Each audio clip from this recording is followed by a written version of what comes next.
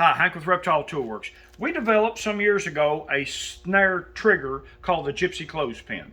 Now, if you've ever seen in English and Irish craft books, they call it Gypsy Clothespins when you take a limb, straight limb, carve a ring around it as the knob portion, and then you cut a slice in the limb, turn it over, and cut a slice like this to form a wedge to make a clothespin. Very common skill. But when I began building this one, I went along those thought processes of having a trigger or something that would release the clothesline. So that's a whole nother story. But we developed the Gypsy Clothespin as just a trigger.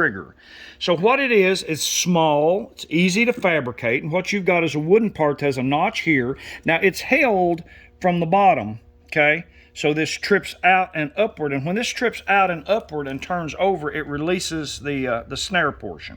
Here is your restraint loop, okay? It comes up and it's put over the end of it, and what happens is this is under pressure from here, and when this gets pulled down and off of it, that flips up just like that. Okay, very simple, easy to make out of a stick with an offshoot limb on it in the field. Okay, so up here you'll see I've got my snare set, and I've got two loops here, so we'll just pick one. I'm going to come down and hook this loop here like that. I'm going to hold this closely, and I'm going to keep my mouth shut, because if you accidentally let this guy go, he's going to hit you in the head. Okay, so don't do that. So we're going to set this by bringing the restraint loop up, and I'm going to let the loop out. Now right now I'm going to set him pretty coarsely, as you can see. Okay, he's set so there's a lot of loop there. Now be careful, this will pull on a finger pretty good. I want to make sure nothing's tangled here so it doesn't foul on the way up. All right, there. So we're set up here. We have the snare loop ready to close here on any unsuspecting game that we need. All right. When I come back over here, if you'll look, I'm going to take and put this stick here at ground level, okay, and set him up just a little bit. And so you can see what he's going to do. When there's downward pressure applied on this, it's going to move that. The clothespin is going to come up, and in this case, we've named the duck Murphy, because Murphy's Law sometimes is just terrible.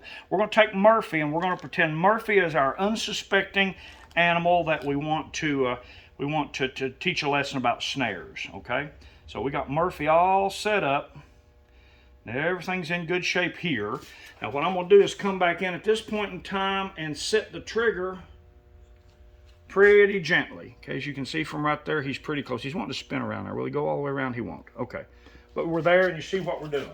Okay, so I'm going to reach in.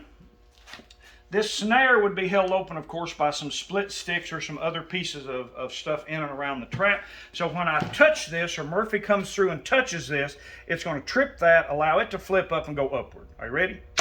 All right. As you can see, it's a really quick trigger. Doesn't foul. It closes the knot tightly and firmly. Okay. Brings your creature up or whatever. So,